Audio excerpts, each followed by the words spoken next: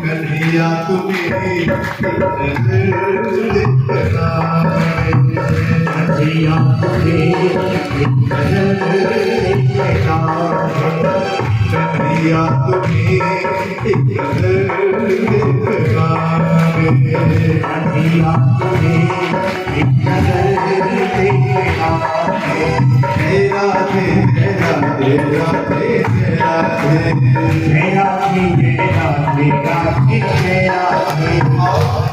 जितने भी संगत दरबार में विराजमान हैं, सब ने अपने सुंदर जुबान से राधे नाम उच्चारण कर रहे हैं और यही कह रहे हैं, जय राधे जय राधे राधे जय राधे जय राधे जय राधे राधे जय राधे जय राधे जय राधे जय राधे जय राधे जय राधे जय राधे जय राधे जय राधे जय राधे जय राधे राधे जय राधे जय राधे जय राधे राधे जय राधे जय राधे जय राधे राधे जय राधे जय राधे जय राधे राधे जय राधे किशोरी कुछ ऐसा इंतजाम हो जाए किशोरी कुछ ऐसा इंतजाम हो जाए जुबान पे राधा राधा राधा नाम हो जाए जुबान पे राधा राधा राधा नाम हो जाए कुछ ऐसा इंतजाम हो जाए किशोरी कुछ ऐसा इंतजाम हो जाए किशोरी कुछ ऐसा इंतजाम हो जाए किशोरी कुछ ऐसा इंतजाम हो जाए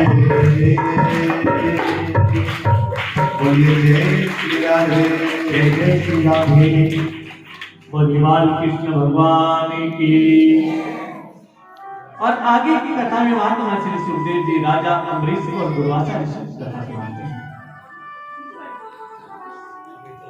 कि एक राजा अम्बरीश हुए जिनका पूरी सृष्टि पर एक छत्र अधिकार था। पूरी सृष्टि के मालिक वो श्री हरि के भक्त थे। एक दिन एकादशी का व्रत उन्होंने रखा हुआ था और एकादशी बीतने वाली थी और द्वादशी आने वाली। इतने में ही दुर्वासा ऋषि अपने 88,000 शिष्यों को लेकर के राजा अम्बरीश के पास आ गए कि भाई हमारे भोजन का बंदोबस्त। उस समय राजा अम्बरीश बोले कि दुर्वासा जी आप सब बैठ जाइए, मैं अभी आपके लिए भोजन का बंदोबस्त करवाता हूं। दुर्वासा ऋषि बोले कि राजा अम्बरीश जब तक हम गंगा स्नान के लिए जाते हैं तब तक तो हमारे भोजन का बंदोबस्त है। हम गंगा स्नान करने के बाद वापस आकर के तुम्हारे यहाँ भोजन करेंगे। और आज दुर्वासा ऋषि ने जानबूझ कर गंगा स्नान वहां करने में लेट कर दी और जानबूझकर लेट आए। और उस समय एकादशी बीतने वाली है, द्वादशी आने वाली है, तब राजा अम्बरीश ने अपने व्रत का पालन करना है। उसी समय राजा अम्बरीश ने पंडितों से पूछ करके कि भाई मैंने अपने व्रत का पालन करना है, मैं क्या करूं? मैं तो दुविधा में फंस गया हूं कि मैंने दुर्वासा ऋषि को भोजन भी कराना है, बहुत क्रोधी ऋषि है, और इधर अपने व्रत का पालन शिष्यों के साथ आए। राजा अम्बरीश बोले कि आप सब पंक्ति में बैठ जाइए, मैं आपके आगे भोजन के थाल रखवाता हूं। और आज दुर्वासा ऋषि ने अपने योग बल से जान लिया कि इस राजा अम्बरीश ने हमें भोजन कराने से पहले भोजन कर लिया है, क्योंकि वो जो जल का पान किया था। और उस समय क्रोधित होकर के बोले कि दुष्ट,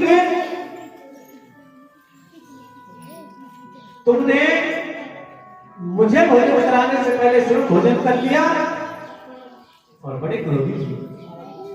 उस समय एक मंत्र पड़ा, उससे कृतिका प्रकट हुई और वो कृतिका राजा अमरीश को मारने के लिए दौड़े। राजा अमरीश श्री हरि के भक्त थे। श्री हरि ने अपना सुदर्शन चक्र राजा अमरीश की सुरक्षा में तैनात कर रखा था। अब हुआ यूं, सुदर्शन चक्र ने कृतिकों को भगा दिया और दुर्वासा ऋषि जी के पीछे पड़ गए उनको मारने के लिए। आगे आगे दुर्वासा ऋषि जी, पीछे पीछे भगवान का सुदर्शन चक्र। आज दुर्वासा ऋषि तीनों लोकों में गए, उनको किसी भी लोक में शरण नहीं, क्योंकि श्री हरि के द्रोही को कोई स्थान नहीं। और फिर भगवान भोलेनाथ के पास गए। भगवान भोलेनाथ ने कहा कि भाई श्री हरि की शरण में जाओ। और उसी समय श्री हरि की शरण में गए। श्री हरि ने कहा कि भाई यहां भी बात नहीं बनने वाली। राजा अमरीश के लिए मैंने अपना सुदर्शन चक्र तैनात कर रखा है उनकी सेवा में। तुम जाकर के राजा अमरीश से क्षमा याचना मांगो। उसी समय दुर्वासा ऋषि आए और राजा अमरीश के पास आकर के क्षमा याचना करने लगे। और उस समय राजा अमरीश ने सुदर्शन चक्र की स्तुति की और आज सुदर्शन चक्र ने दुर्वासा ऋषि जी को माफ किया। और फिर प्रसन्न मन से दुर्वासा ऋषि ने भोजन किया। कहने का भाव यह है कि भगवान के भक्त का अपमान बिल्कुल भी नहीं करना चाहिए। अच्छा, एक बात और आती है एकादशी तिथि में। आपने भी सुना होगा कि एकादशी के दिन चावल नहीं खाने चाहिए। इसका रीजन क्या है, इसका कारण क्या है, पता है किसी को? किसी को भी नहीं पता। बस सुन सुन करके एक दूसरे को बताते रहते हैं कि एकादशी के दिन चावल मत खाओ, एकादशी के दिन चावल मत खाओ। तो सुनो, ध्यान से सुनो कि एकादशी के दिन चावल क्यों नहीं खाने चाहिए। एक ऋषि हुए जिनका नाम मेधा हुआ। उन्होंने मां भगवती की बहुत पूजा अर्चना की और जिस प्रकार भैरव ने गलती की थी उसी प्रकार ये ऋषि भी गलती कर गए। आज मां भगवती इसको मारने के लिए इसके पीछे पीछे दौड़ गए। और इस ऋषि मेधा ने विचारा कि भाई यदि मैं भगवती के प्रहार से मर गया तो अपमान होगा संसार में, अपयश खाया जाएगा। और उस समय ऋषि मेधा ने अपनी शक्ति सहित पृथ्वी में समा गए। और उसके बाद हुआ यूं कि ऋषि मेधा की जो शक्ति थी वो जौ और चावल के रूप में उपजी। इसीलिए जौ और चावल को, क्योंकि ऋषि मेधा की क्या शक्ति थी, वो ऋषि मेधा का शरीर ही तो था वही जो पृथ्वी में समाया। इसलिए जौ और चावल जो है एकादशी के दिन नहीं खाने चाहिए। चावल खाना मांस खाने के बराबर होता है। ये कारण। बोलिए श्री हरि नारायण भगवान की। और जगन्नाथ मंदिर में इसका भी उलट है। वहां एकादशी तिथि को श्री हरि ने उल्टा लटकाया हुआ है और एकादशी को वहां चावल का ही प्रसाद दिया जाता है। बोलिए श्री हरि नारायण भगवान की। और अब आगे की कथा में राजा त्रिशंकु की जो कथा आती है। राजा त्रिशंकु वशिष्ठ ऋषि जी के पास गया कि मुनिदेव मैं सशरीर स्वर्ग जाना चाहता हूं। भाई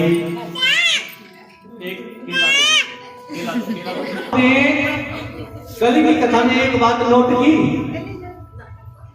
किसी ने भी नोट नहीं की। जब मां भगवती का प्रसंग चल रहा था, महाकाली का प्रसंग चल रहा था, ये वही गुड़िया है। इन्होंने अपना प्रसाद अपने आप ले लिया। लिया कि नहीं लिया? रो रो करके अपना प्रसाद लिया तो वो हमारा प्रसाद सफल हो गया। वो स्वयं माता महाकाली ने आकर के अपना भोग लगाया।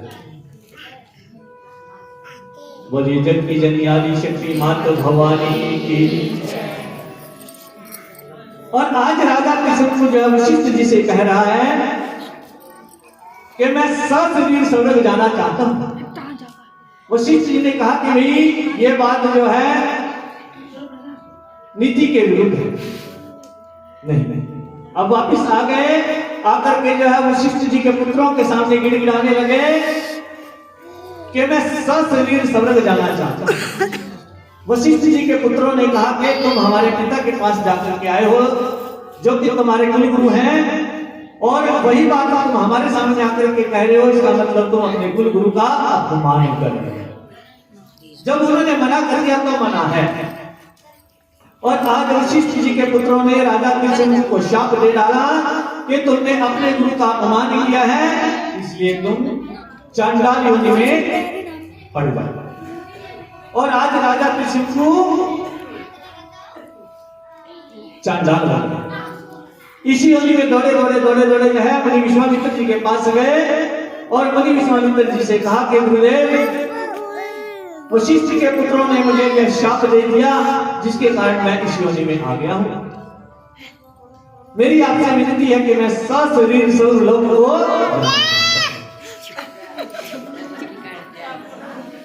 और उस समय वशिष्ठ मुनि की और मुनि विश्वामित्र जी की आपस में कुछ ठनाठनी चल रही थी। और उस समय मुनि विश्वामित्र जी बोले कि आओ मैं तुम्हें अपने मंत्रों की शक्ति से स्वर्गलोक में भेजूंगा। उसी समय हमने यज्ञ किया, जैसे जैसे मंत्र पढ़े वैसे वैसे कृष्ण को ऊपर की ओर उठता जाए। और उठते उठते जब जो है अमरावती में पहुंचा, स्वर्गलोक में पहुंचा, इंद्र ने देखा कि एक चांडाल जो है स्वर्गलोक में आ रहा है, दूर से उसको लात मारी और उसी समय उसको वापस किया। गया था सीधा, जब इंद्र ने लात मारी तो सिर नीचे की तरफ हो गया और पांव ऊपर की तरफ हो गए। और उसी समय आज राजा कृष्ण ने पुकार करके कहा कि हे मुनि विश्वामित्र जी, आपने तो मुझे भेज दिया था लेकिन इंद्र ने मुझे लात मार करके वापस लौटा दिया, जिसके कारण मैं उल्टा लटका हुआ नीचे आ रहा हूं। उसी समय मुनि विश्वामित्र ने कहा कि रुको रुको रुको, मैं अपने मंत्रों की शक्ति से एक नए स्वर्ग का निर्माण कर रहा हूं। उस समय अपने मंत्रों की शक्ति से एक स्वर्ग का निर्माण किया कि तुम इसमें जो है रहो।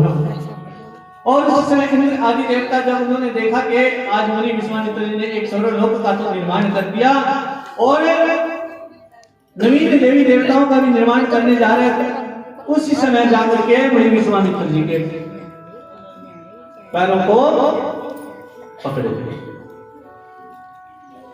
कि मुनिदेव ऐसा मत कीजिए, ऐसा करने से हम सबका अपमान हो। और अपनी गलती की माफी मांगी। आज मुनि विश्वामित्र जी बोले कि भाई ठीक है, मैं नए देवी देवताओं का निर्माण नहीं करूंगा, लेकिन मेरे द्वारा स्वर्ग ये जो का रहेगा जो मैंने बनाया। तो आज भी वो राजा त्रिशंकु मुनि विश्वामित्र के बनाए हुए स्वर्ग में उल्टा उलट गया। उसके मुख से एक लाट निकल रही है, उस लाट से पृथ्वी के ऊपर कर्मनाशा नदी बह रही है। बोलिए श्री हरि नारायण भगवान की। और उसके बाद राजा सगर की कथा आती है।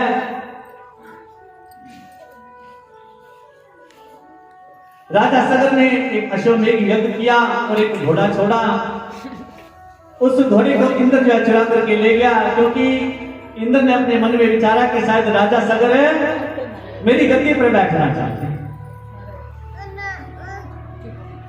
और उस समय राजा सगर ने अपने 60,000 बेटों को जो घोड़ा ढूंढने के लिए भेजा और इंद्र ने जो है एक कार्य किया, उस घोड़े को कपिल देव के आश्रम में पाताल लोक में जाकर के बांध दिया। और उसी समय राजा सगर के पुत्र पृथ्वी को खोदते खोदते कपिल मुनि के आश्रम में पहुंचे। उन्होंने वहां पर घोड़ा बंधा देखा और सब एक साथ बोले कि ढोंगी मुनि हमारा घोड़ा चुरा करके लेकर आया है और आज तपस्या का बहाना बना करके यहाँ बैठा हुआ। इतना सुन करके कपिल देव जी की दृष्टि खुली और उनकी दृष्टि पड़ते ही उस राजा सगर के 60,000 बेटे जल करके भस्म हो गए। अब इनके कुल में राजा दिलीप हुए। उन्होंने गंगा जी को लाने का बहुत प्रयास किया कि हम अपने प्रभु का उद्धार कराएं। आगे चल करके इन्हीं के कुल में राजा भगीरथ, जिन्होंने गंगा जी को नमस्कार प्रणाम किया, गंगा जी आने के लिए तैयार हो गई। गंगा जी बोली कि राजा भगीरथ मैं आ तो जाऊंगी, मेरा इतना वेग है मैं तुरंत आकाश से आऊंगी। उसी समय पाताल लोक को चली जाती कि मुझे जो है धारण करने वाला भी तो कोई चाहिए। तब राजा भगीरथ ने भगवान भोलेनाथ की तपस्या की, भगवान भोलेनाथ को दर्शन दिए और राजा भगीरथ ने पूरी बात बतलाई। और उसी समय भगवान भोलेनाथ ने कहा कि जाओ तुम गंगा जी को कहो आए। और गंगा जी जैसे आई, भगवान भोलेनाथ ने आज गंगा जी को अपनी जटाओं में उठा। गंगा जी को बड़ा घमंड था ना कि मैं आकाश से आऊंगी और तुरंत पाताल लोक में चली जाऊंगी। आज भगवान भोलेनाथ ने गंगा जी का घमंड चूर चूर कर दिया और 1 साल तक 1 वर्ष तक अपनी जटाओं में उलझा करके रखा। और फिर राजा भगीरथ की विनती करने पर एक बूंद छोड़ी, वो बूंद इस पृथ्वी पर आई और आगे आगे राजा भगीरथ का रथ चला। जितने में राजा भगीरथ का रथ चला उसके पीछे गंगा जी बहती चली और अंत में गंगा जी गंगा सागर में विलीन हो गई। बोलिए गंगा मैया की।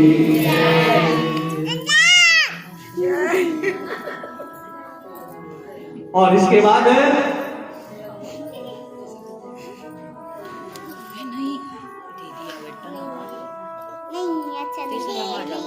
भगवान राम की कथा। महात्मा श्री सुखदेव जी बोले कि हे राजन, मूलक के पुत्र खटवांग के दीर्घबाहु से राजा रघु हुए, जिससे रघुवंश नाम हुआ। तो राजा रघु के पुत्र अज और अज से राजा दशरथ हुए। राजा दशरथ की तीन रानियां कौशल्या की और सुमित्रा, तीन रानियों के होते हुए औलाद का सुख प्राप्त नहीं हुआ। बोलिए श्री हरिनारायण भगवान की जय। और आज अपना मुख मलिन किए हुए राजा दशरथ जी जो है वशिष्ठ जी के पास जाते हैं और वशिष्ठ जी को सारी बातें बताते हैं। और आज वशिष्ठ जी कहते हैं कि राजन चिंता मत करो कि तुम्हारा एक बेटा नहीं, तुम्हारे 4 बेटे। लेकिन इस कार्य के लिए श्रृंगी ऋषि को बुलाना पड़ेगा। ये वही श्रृंगी ऋषि हैं जिन्होंने राजा परीक्षित को शाप दिया था। ये द्वापर में भी रहे और त्रेता में भी रहे। बोलिए श्री हरिनारायण भगवान की जय। और एक तरह से ये श्रृंगी ऋषि राजा दशरथ के दामाद भी लगते हैं। इस प्रकार राजा दशरथ की एक शांता नाम की कन्या हुई, जो अंग देश के राजा ने उसको राजा दशरथ से गोद ले लिया था और फिर इन्हीं श्रृंगी ऋषि से उस शांता नामक कन्या का विवाह करवाया था। तो एक नाते से राजा दशरथ के दामाद भी कि भाई आपको जो श्रृंगी ऋषि को बुलाना पड़ेगा और पुत्रेष्टि यज्ञ करवाना पड़ेगा। और उस समय श्रृंगी ऋषि के पास बुलावा भेजा गया, उनको बुलाया गया और राजा दशरथ के यहाँ जो पुत्र कामेष्टि यज्ञ को कराया गया। और जैसे ही यज्ञ संपूर्ण हुआ, अग्निदेव हाथ में एक चरु यानी खीर का कटोरा लेकर के प्रकट हुए और राजा दशरथ के हाथ में उस खीर के कटोरे को देते हुए बोले कि भाई ये अब इसका जो है एक एक भाग करके आपने अपनी तीनों रानियों को देना है। इसके खाने से आपकी ये तीनों रानियां गर्भवती हो जाएगी। बोलिए श्री हरि नारायण भगवान की जय। और जब राजा दशरथ ने चरु का एक भाग माता कौशल्या को दिया, एक भाग माता केकई को दिया, तब केकई के हाथ से एक चील उड़ा करके वो प्रसादी ले जाती है। चील आई, अपनी चोंच में उस प्रसाद को भरा और कहां गई? जहां माता अंजना भगवान सूर्य नारायण की तपस्या करी है, भगवान हनुमान जी को प्राप्त करने के लिए। आज जैसे ही अंजना माता ने अपनी अंजलि फैलाई और भगवान सूर्य देव से कहा कि आप मेरी गोद भर, उस समय उस चील ने अपनी चोट से वो वह प्रसादी माता अंजना की अंजलि में डाला। माता अंजना ने उस प्रसाद को खाया और जिससे हनुमान जी की उत्पत्ति हुई। बोलिए पवन पुत्र हनुमान की। और अब जब माता कौशल्या ने देखा कि केकई के हाथ से खीर का प्रसाद एक चील उड़ा करके ले गई, अपना प्रसाद में से आधा भाग माता केकई को दिया। उसके बाद जो तीसरा भाग बचा था वो माता सुमित्रा ने खाया। तीनों रानियों ने उस प्रसाद को खाने के बाद कुछ दिनों के बाद वो गर्भवती हो गई। और जब वो शुभ तिथि, शुभ नक्षत्र और शुभ घड़ी आई, कौन सी? ओ नौमी तिथि मधु मास पुनीता, सुगल रवि मोहरूता। सिया राम जय राम, सिया राम जय राम। मंगल हारी, मंगल हारी।